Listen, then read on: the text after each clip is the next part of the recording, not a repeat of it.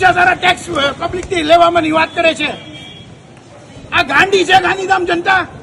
Tax જ દેવાનું, પૈસા જ ભેગા કરવાના, વાહવાઈ કરવાની, ચા પીવાનું, બિસ્કિટ ખાઈને નીકળી જવાનું ધંધો છે કે આ નગરપાલિકાનો?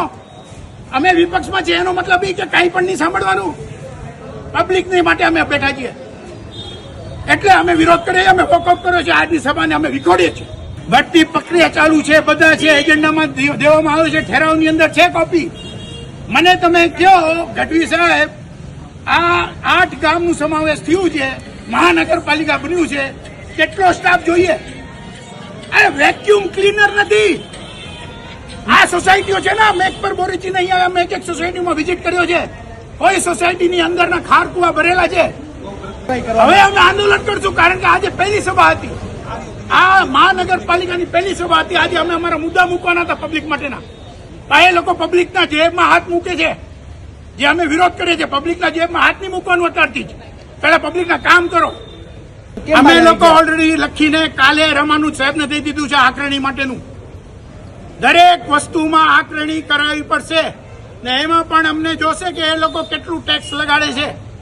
મહાનગરપાલિકાના વિસ્તારમાં આવતા જે કઈ મિલકતો છે એમાં પણ આકારણી કરવાના છે એ લોકો। પણ એનો મતલબ એ નથી કે ઠકેતી કરે, એ પહેલા અમને રજૂ કરે કે આટલું આકારણીનો વ્યાજ કે આટલું અમે લોકો ટેક્સ લેશું, એના પછી અમે લોકો આ સભામાં અપ્રોલ કરશું। હા, આકારણી કરવી જરૂરી છે, અમને ખબર છે કે મહાનગરપાલિકાના પૈસા જોશે તો જ મહાનગરપાલિકા હાલશે, પણ જેટલો પૈસો અત્યારે ખર્ચો કરી નાખ્યો 1.5 વર્ષમાં એનું શું? રોજ અહીંયા કને આવતો જોતો 50-100 પબ્લિક અહીંયા કને ઉભી હોય છે, હજારો રોજ, કોઈનો પાણી નથી આવતો ગટરમાં। અરે જાઓ તો ખરી, ખબર પડે યાર, એસી કેબિનમાં ઠાપ ઠાપ ઠાપ ઠાપ કરવા આવો છો। મહાનગરપાલિકાની સૌ પ્રથમ સામાન્ય સભા શાંતિપૂર્ણ રીતે પસાર થઈ, પરંતુ જે વિપક્ષ દ્વારા જે મજબૂત વિરોધ થવો જોઈએ એ અડધા સભ્યો એમના વોકઆઉટ કરી ગયા। અને નવાઈની વાત છે કે અડધા સભ્યો જેને પ્રજા માટે થઈને પ્રશ્નો ઉઠાવ્યા, એટલે એ બહુ સારી વાત કહેવાય। એટલે મારી વિપક્ષને વિનંતી છે કે ખાલી ફક્ત પ્રજાએ તમને જ્યારે ચૂંટીને મોકલ્યા છે ત્યારે આપ આવી રીતના વોકઆઉટ કરીને હાલ્યા જાઓ છો તો એ યોગ્ય વસ્તુ નથી।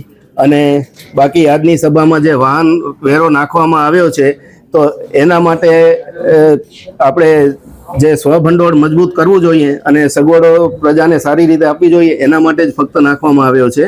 અને ટેક્સ માફીની સ્કીમ જે એક બહુ સારી વાત છે, જેનો વિપક્ષ દ્વારા પણ અમને ટેકો મળ્યો છે અને પ્રજાહિતમાં એ નિર્ણય અમે બહુમતી સર્વાનુમતે લીધો છે।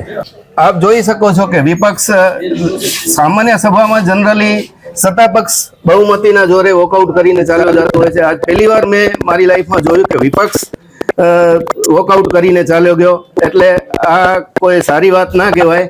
એમના પ્રશ્નો અમે શાંતિથી સાંભળતા હતા, પરંતુ એમના અડધા સભ્યો જે વોકઆઉટ કરીને ચાલ્યા ગયા। હજી અમે સત્તામાં આવ્યા અને 2 મહિના જેવો સમય થયો છે, અમને મહિના જેવો અને કમિટી આપણે જે હોદ્દેદારોને મહિના જેવો સમય થયો છે, ચેરમેનો આજે બન્યા છે। તો કોઈ પણ માળખું નવું બને તો થોડોક ટાઈમ લાગે। દરેક વસ્તુઓને સુધારવા માટેની અમે સંપૂર્ણ રીતે કોશિશ કરી રહ્યા છીએ અને પ્રજાને સારી રીતે અમે સગવડો પૂરી પાડીએ એના માટેની અમારી સતત કોશિશો ચાલુ જ છે। પ્રથમ સામાન્ય સભાને લઈને હું પ્રજાને કહેવા માંગુ છું કે અમે દિવસ રાત મહેનત કરી આપને સારી સુખ સગવડ ને સુવિધાઓ મળી રહે તેના માટે અમારી સતત કોશિશો અમારા દરેક કોર્પોરેટરો કરી રહ્યા છે। આપને પણ વિનંતી છે કે આપ પણ એમાં ગામના વિકાસ માટે અમને સહયોગ આપશો।